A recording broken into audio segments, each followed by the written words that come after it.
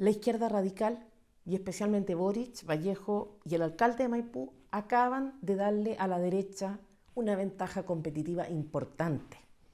Dejaron al descubierto una debilidad suya que la oposición debería aprovechar para ganarle tanto la municipal como la presidencial.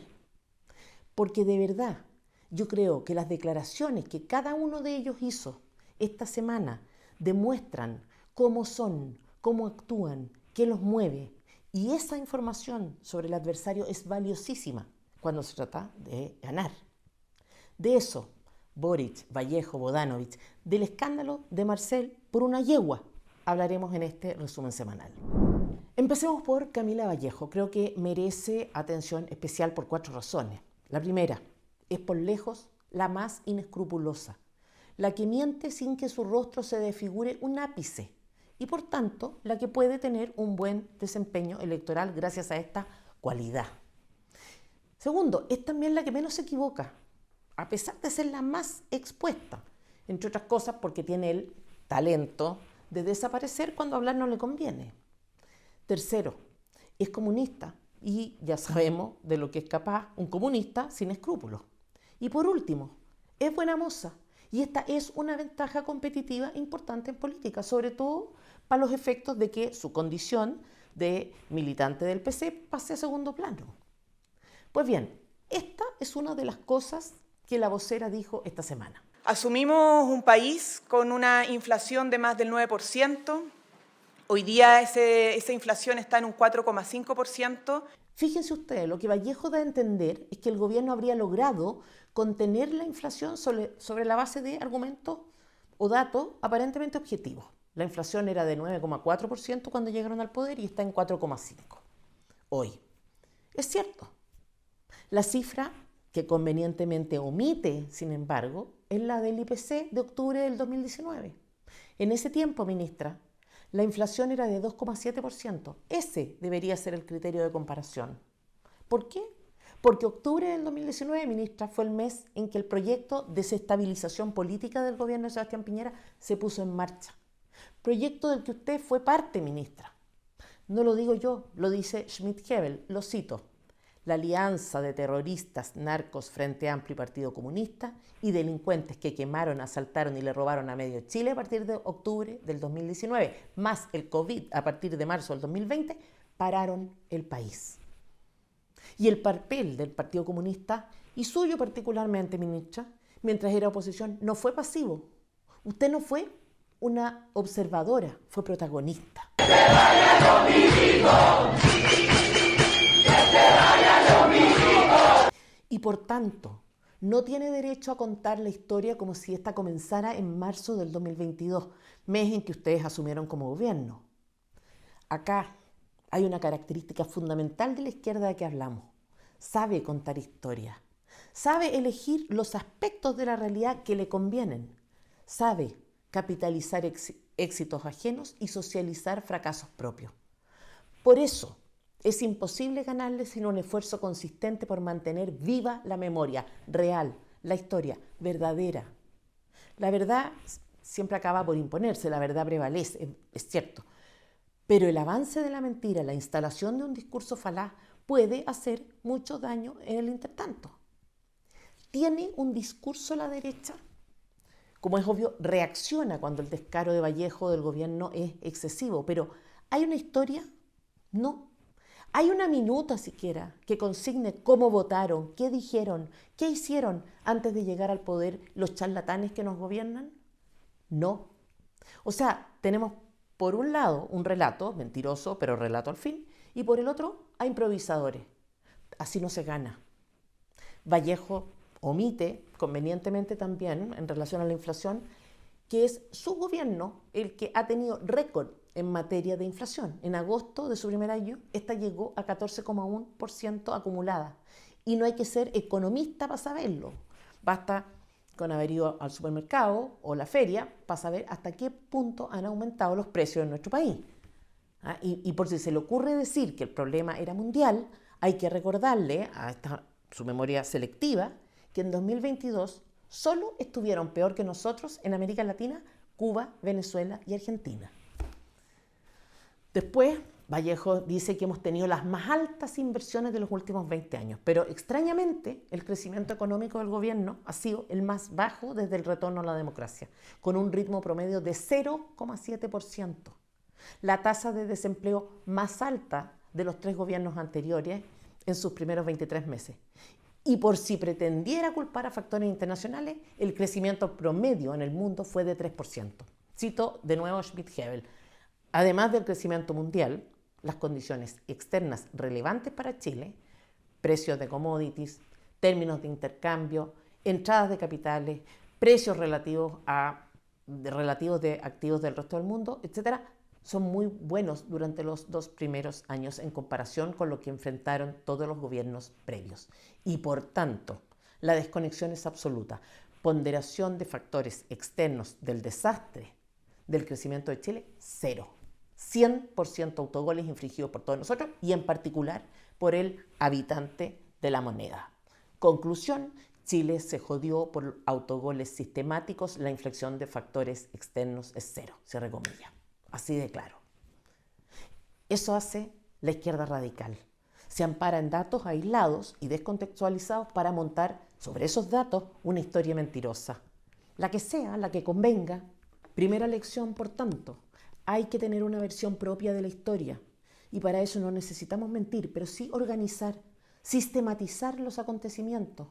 Una narración de la historia política, de la historia económica, de la historia de octubre del 2019, de la historia parlamentaria de los mediocres que nos gobiernan, de la historia del gobierno militar y del papel que jugó en ella la extrema izquierda. Ahora bien, hay mucho más que aprender de lo que dijo Vallejo esta semana.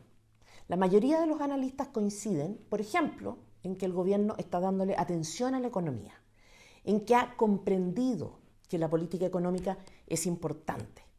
Una nota del Mercurio citaba a varios que decían esto, de hecho. Pero acá hay que tener sumo cuidado. Es fundamental hacer los matices que correspondan para no caer en el error, en la ingenuidad torpe de pensar que su proceso de aprendizaje finalizó. Disponemos de evidencia para poder asegurar que no han aprendido nada. O más bien, que lo que aparentan comprender hoy lo entendieron siempre. ¿Por qué cambian de conducta entonces? Porque los mecanismos que usaron en el pasado no son útiles en la posición en que están hoy. Pero el objetivo de su conducta permanece intacto. Analicemos cómo se comportaron, por ejemplo, cuando fueron diputados. Su objetivo era el poder.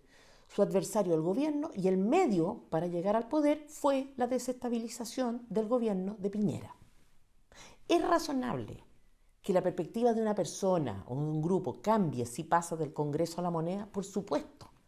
Pero ¿de verdad era tan compleja la realidad entonces como para que no vieran lo obvio? ¿Es posible que en esos años hayan sido unos completos estúpidos, pero que esa supuesta estupidez no los afectara para alcanzar el poder? No. Hoy día que gobiernan, las cifras económicas los impactan ahí donde les duele, en el poder, en la popularidad, en sus expectativas de seguir gobernando. No es que hoy comprendan la importancia de la economía y antes no. Es que el deterioro económico es útil cuando se es oposición y la prosperidad, en cambio, conveniente cuando se gobierna. Insisto, no hay razones para presumir que actúan de buena fe y mucho menos para esperar que lo hagan en el futuro, porque su aproximación a la economía, a la educación, a la seguridad, incluso a las catástrofes naturales, está dada por la funcionalidad que estos aspectos puedan tener en relación a lo que verdaderamente les importa, el poder. En esta misma línea, Vallejo decía, en el mismo punto de prensa en que habló de economía, que gracias a una estrategia inteligente de despliegue militar y de las policías, la violencia en la Araucanía había disminuido en un 42%. Es cierto, al menos en la percepción de sus propios habitantes, que hoy se sienten más seguros que antes, pero ¿cuál ha sido la estrategia inteligente implementada por el gobierno? ¿Cuál es la genialidad que a ellos se les ocurrió y a otros no? Ninguna. Hicieron lo mismo que proponía en realidad el gobierno de Piñera. ¿Estaban sin internet antes de asumir?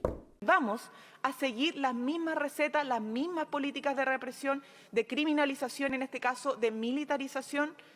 ¿No hay ninguna enseñanza acaso de lo que se ha hecho, de lo que ha pasado hace 2 años? ¿Dónde está la inteligencia, presidente? No solo se negaron a la misma medida entre el 2021 y marzo del 2022, se votó en la Cámara 9 veces por la prórroga del estado de excepción para la macrozona sur.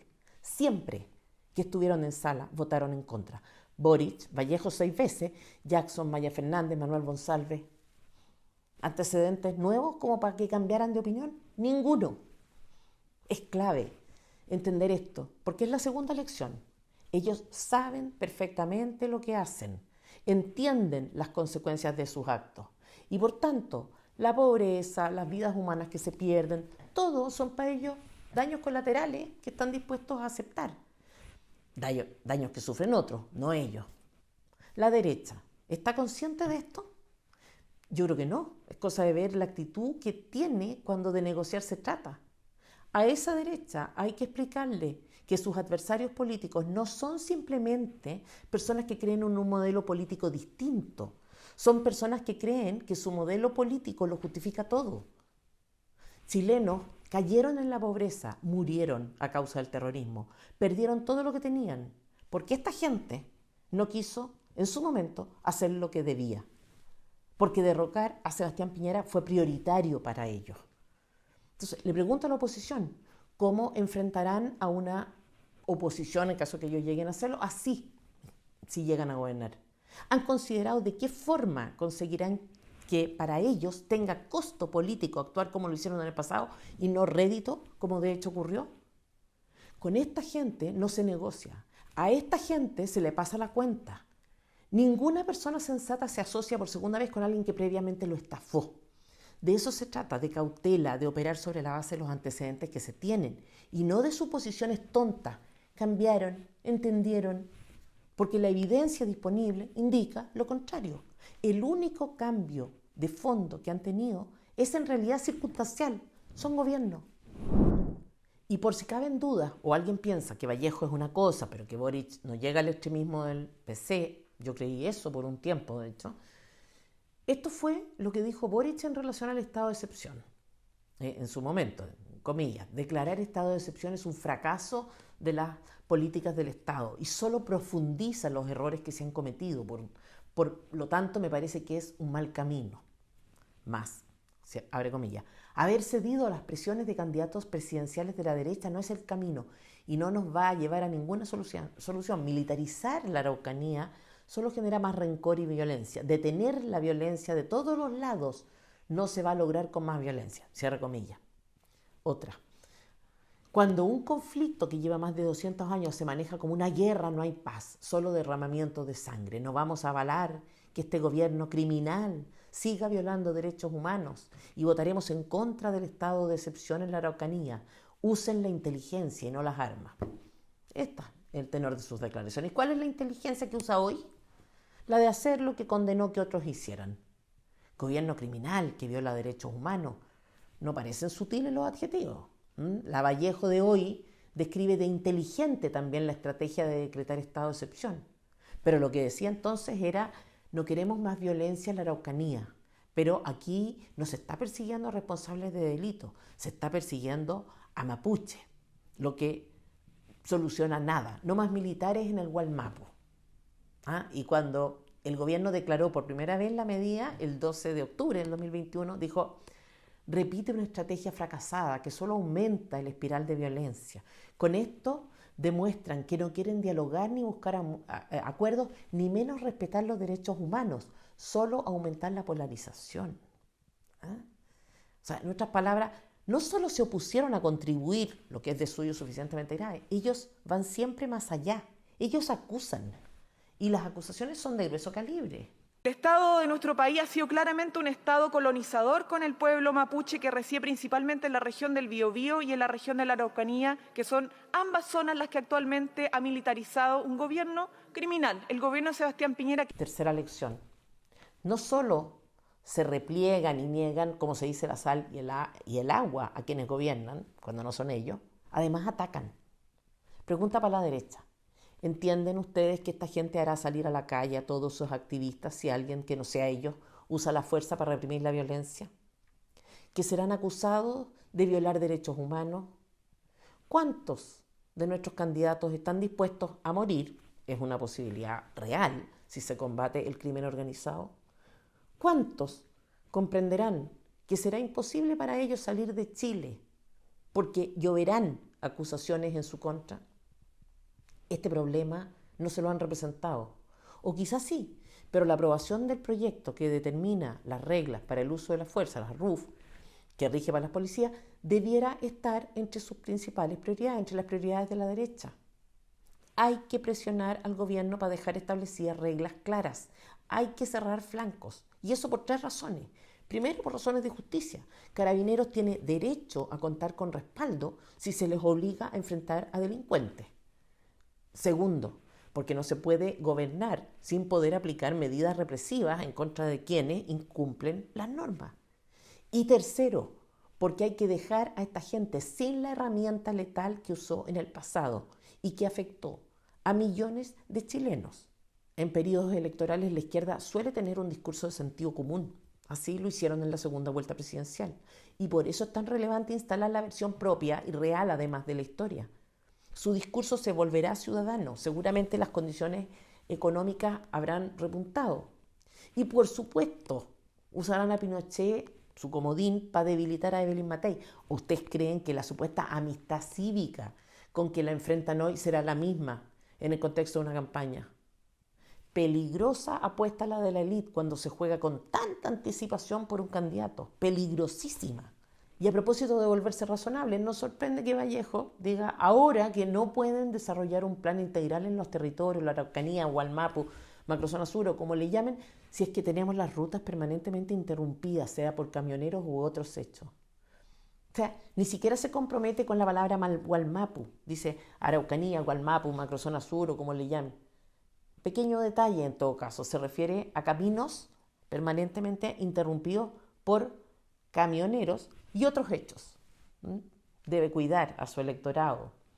Han hecho lo que debían y el terrorismo en la zona ha disminuido. Qué impresionante pensar que antes no les importó. ¿Aprendió? No. Así como intentarán en los próximos 2 años contar con la tranquilidad y seguridad que hace falta para gobernar, así también dejarán de hacerlo cuando el objetivo sea llegar de nuevo a la moneda. Es la misma estrategia. No han cambiado nada.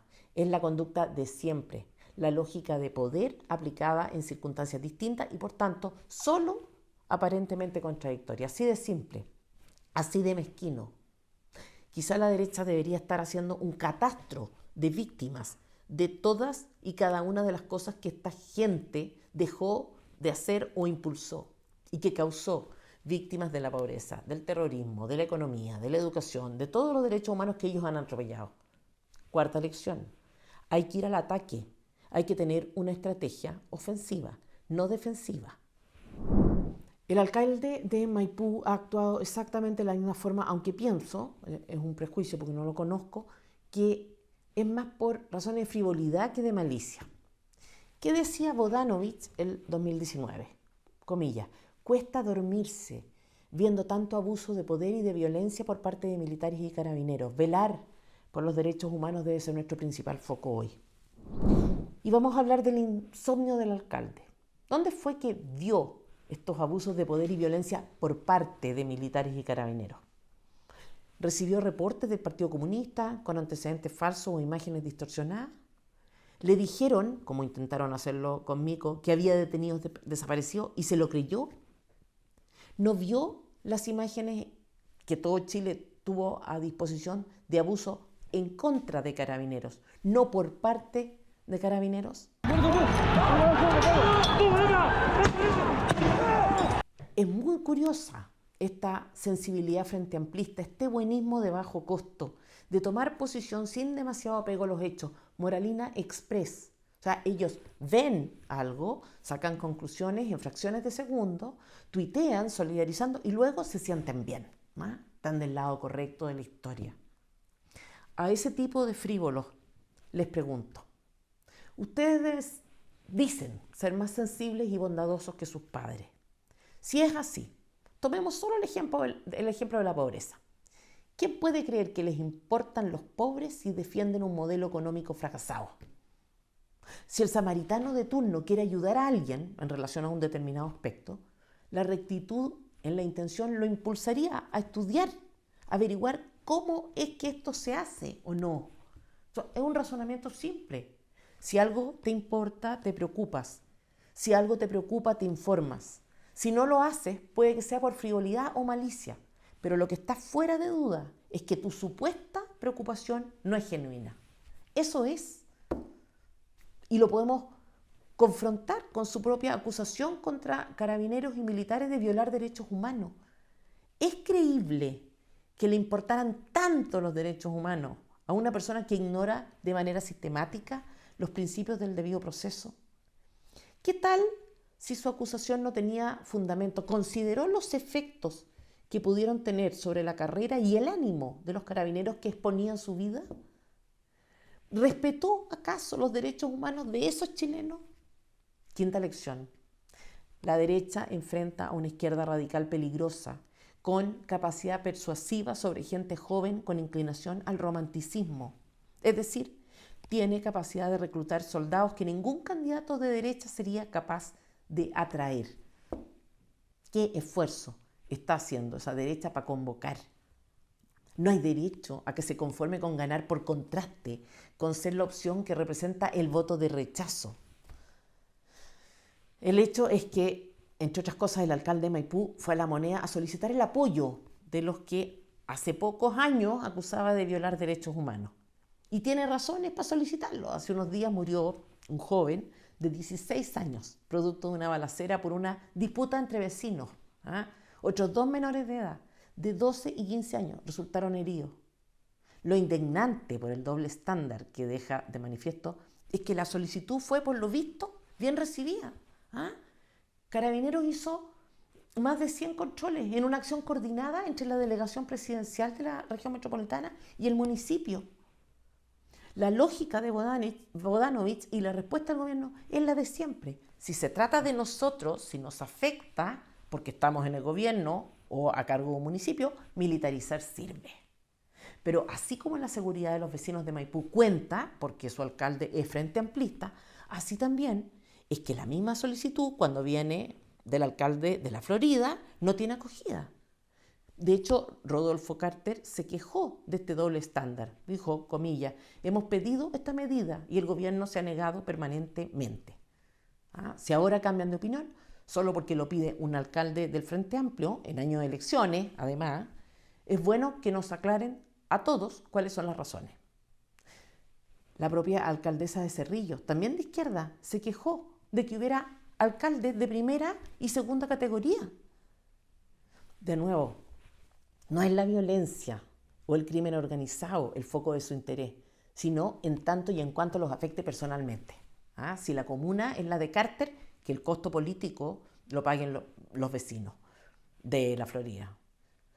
Si la comuna es de Carter, que el costo humano lo paguen los vecinos de la Florida. Son, como siempre, el daño colateral de una estrategia política. Y eso no cambiará. De nada servirá su aparente aprendizaje, porque el verdadero aprendizaje que han hecho desde la adolescencia es el del poder. Esa es la perspectiva que tienen, la razón que los mueve, la explicación de todo lo que hacen o dejan de hacer. Y en parte es la razón del éxito indiscutible que han tenido. Y justamente en relación a la seguridad, esta semana pasó algo que ya sobrepasa la ficción y parece el guión de una película de terror. Esto es lo que dijo el abogado de Aldo Duque. Comillas, una mujer me llama desesperada y me cuenta, mataron a mi madre y a su pareja, necesito que me ayude. Pensé, dice él, que se trataba de un homicidio más de los muchos que se producen y le pregunté, ¿tiene detalles más precisos? La respuesta de la mujer me petrificó, dice el alcalde. Después de matarlos, los descuartizaron y sus restos los asaron. La denunciante le contó que estos delincuentes usaron una parrilla que pusieron fuera de la casa y que incluso invitaron a los vecinos a servirse y lo que no comieron se lo dieron a los perros. No podía creerlo, dice Aldo Duque, hasta que me mostraron la evidencia. Mañana al mediodía la acompañaría al Centro de Justicia para hacerme cargo del caso. Me pide que no dé su identidad, pues está amenazada, pero que lo haga público porque tiene miedo, cumplo su deseo. Yo pensé que era una noticia falsa, hasta que la vi en medios de comunicación oficiales. ¿Ah? A esto hemos llegado. Atroz. En el grupo de los frívolos, y sin que tengan la excusa de la juventud, está la camada de los exconcertacionistas, uno de ellos Mario Marcel. Antes de decir cuál es la historia que lo liga a una yegua, quiero dar solo algunas cifras. El crecimiento del PIB per cápita en Chile es el peor de los últimos 34 años, como decíamos. El nivel de ocupación está 2 puntos porcentuales más bajo del que había antes de la pandemia. Diciembre del 2023 cerró con una tasa de desempleo del 8,5%, o sea, segundo peor año de gobierno desde el gobierno de Ricardo Lagos. La productividad en 2022 se ubicó entre el menos 3,5% y menos 4%. En 2023 entre menos 1,8% y 2,4%. El promedio anual de la actividad económica de 2023 fue negativo. La deuda pública está llegando al 40% del PIB. En otras palabras, el ministro de Hacienda tiene buenas razones para estar preocupado. Y precisamente por eso tiene relevancia una historia que lo involucra con una yegua de Quique Morandé. Es una historia insólita, pero que creo lo refleja de cuerpo entero. El día 5 de enero pasado, el preparador Rodrigo Sánchez tenía inscrita la yegua 7 de abril, se llama, para correr en una carrera del Club Hípico de Santiago. Poco antes de la carrera, llevó la yegua a la revisión veterinaria correspondiente y se produjo el primer error de la historia que quiero contar. El lector de chip indicó que la yegua era Enteragut, no 7 de abril, como se suponía que debía ser. Estos son los nombres de la yegua, Enteragut 7 de abril. El veterinario a cargo, por su parte, tampoco se dio cuenta de la discordancia y permitió que la yegua pasara a la Troya. O sea, las dos yeguas, confundidas, en el fondo estaban aparentemente en el mismo corral, eran del mismo color, pero como es obvio, tenían marcas distintas. Ya en la Troya, el preparador ensilló la yegua, sin notar la diferencia. Ahora por segunda vez, o sea que estábamos con la yegua equivocada. El hecho es que la carrera se corrió y la ganadora terminó siendo la supuesta 7 de abril, que en realidad era Enteragut, propiedad de Quique Morandé. En el control de doping correspondiente, sin embargo, otro veterinario leyó el chip y descubrió el problema. La yegua ganadora no era en realidad la yegua por la que los supuestos ganadores habían apostado. La Junta de Comisarios informó de inmediato al director de turno del Club Hípico, que anuló la carrera, dio por ganador al ejemplar que había llegado segundo. Esto después de que hubieran corrido varias carreras más, de modo que algunos de los apostadores ya habían votado su boleto. Bueno, en fin, a pesar de eso, todas las apuestas fueron pagadas. Un amigo mío, que es hípico, me comentaba que no recordaba que esto hubiera pasado antes y que era algo gravísimo porque afectaba la confianza. Lo cierto es que precisamente por eso los comisarios informaron del hecho también al Consejo Superior de la Hípica Nacional, que castigó al preparador con una suspensión de 1 año, periodo en el que no podrá ejercer como preparador, y al Club Hípico con una multa de 4 millones. Lo insólito es que este consejo, acá entra a la escena Mario Marcel, es la entidad que regula, de acuerdo a la ley, toda la actividad hípica en Chile. Y depende nada más y nada menos que del Ministerio de Hacienda, es decir, del ministro Marcel.